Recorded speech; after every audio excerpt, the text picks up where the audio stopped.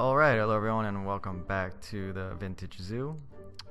In the last episode, we just made the entrance and there was no commentary in that video, but I am planning to do post-commentary like this for the remainder of the series. So, anyway, what I'm doing in this video, I'll be building sort of like I guess a visitor center type thing. It has some restrooms, a souvenir shop, and not a restaurant, but more like a little cafe type thing, all built into it in the same building. So I'm pretty pleased with the way it turned out, especially the bathroom. I think the bathroom looks really nice. I didn't look at 1930s bathrooms or anything like that, but I think it all looks pretty good for the period that I'm going for here. I did have some difficulty with this build, not really so much with the design of any of the buildings, but as you'll see once I get to the restaurant, it does sort of have an area that leads to the outside, and then there's an exhibit there that overlooks where people can sit and then watch the animals while they eat. And I did a little a copy exhibit that I think it looks fine. It's a decent looking exhibit. It sort of has the look that I'm going for, I think. I might edit it a little bit afterwards, but I'm having a bit of a hard time deciding exactly how I want the sort of the grounds of the zoo to look, I guess. I don't want a lot of dense foliage, but I also don't want it to look totally barren. I think I just want to I think I just need to experiment a little bit, sort of in between episodes. Like there needs to be more concrete, more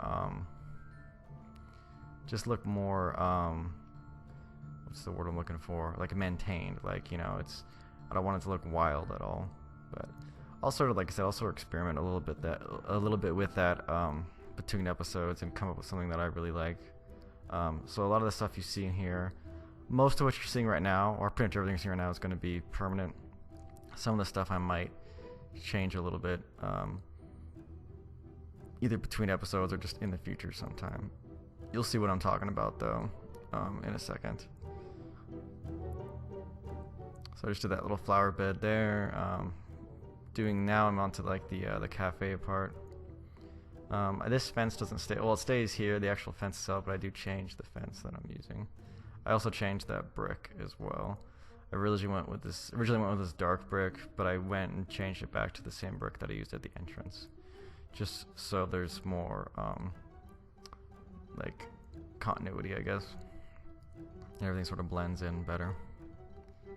And I know some people probably weren't thrilled with the sort of the old school movie like filter that I put over the videos, but I like it. I think it sort of makes it stand out. It's sort of a unique look to it, and I just like the way it turned out. I like the way it looks. I like it. I had this idea when I originally decided to go ahead and do this series, so I'm gonna keep it up the whole series. What I probably will do is in the last episode when I do the zoo tour, I might do 2 tours, one that goes over the whole thing in the black and white, and the other one that goes over it in the other one I'll do like the just regular.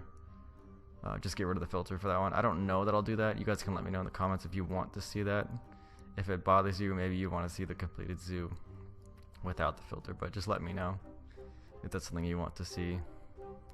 And I went with this iron bar fences because you do see a lot of iron bars when you go back and look at the zoo exhibits at the time. So, and then I went with the fairly simple barn here. You don't want it to be too complex.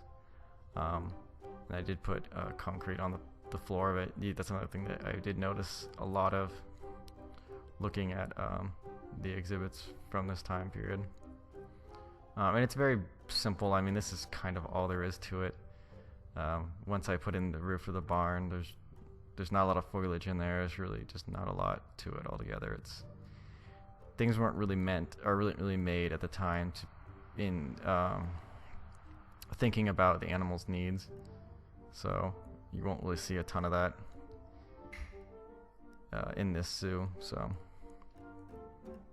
and I did use the same roof style or the same elevated path anyways that I went with for the entrance. Probably going to keep that pretty consistent all the way through. Maybe change it here and there, but I like the way it looks, and like I said, I like that continuity for the zoo. And I'm just putting the copy here, and then fixing that right there. And then like this is where I was sort of not sure what to do in terms of the foliage. I did just put a bunch of trees around, but I might change that. I think it doesn't look right at the end, in my opinion. It's either missing something, or maybe it's just too many trees in general, but I do intend to change that somehow. I'm not sure exactly how I'll do that yet. Maybe I'll just go with a different tree. Maybe I might just have some more open areas. Maybe some open areas for guests just to sort of sit, some benches out in fields and things like that. I'm not sure exactly yet. But like I said, that's sort of all. I mean, none of that's space that I've really used yet, so it doesn't matter so much at the moment. And I did replace these trees as well. I got rid of the English oaks and went back to those trees at the beginning that I used. Here I'm changing the brick paths. So thought about using that banner there, but it didn't really look appropriate for the time period, so I decided not to. I'm just going with the same sort of rocks surrounding those trees in the exhibit as I did on the entrance, because I like the way it looks. I did change the fountain a little bit.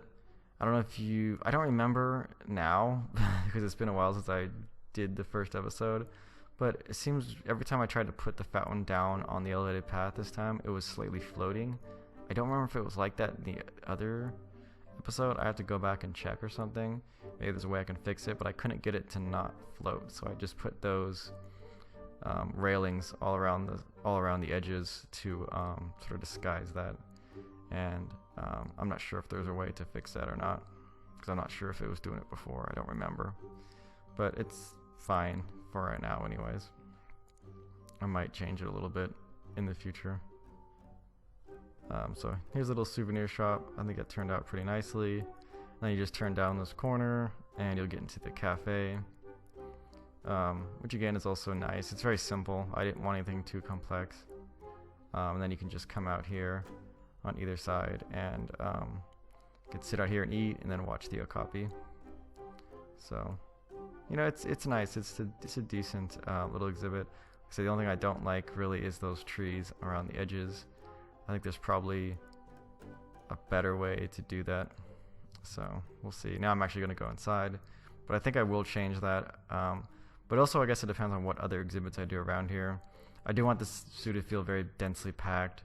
Probably won't be big areas with just foliage and nature and stuff. So we'll see. It's all sort of subject to change. That's pretty much going to do it for this episode, guys. So thank you very much for watching, and I'm going to see you all in the next one.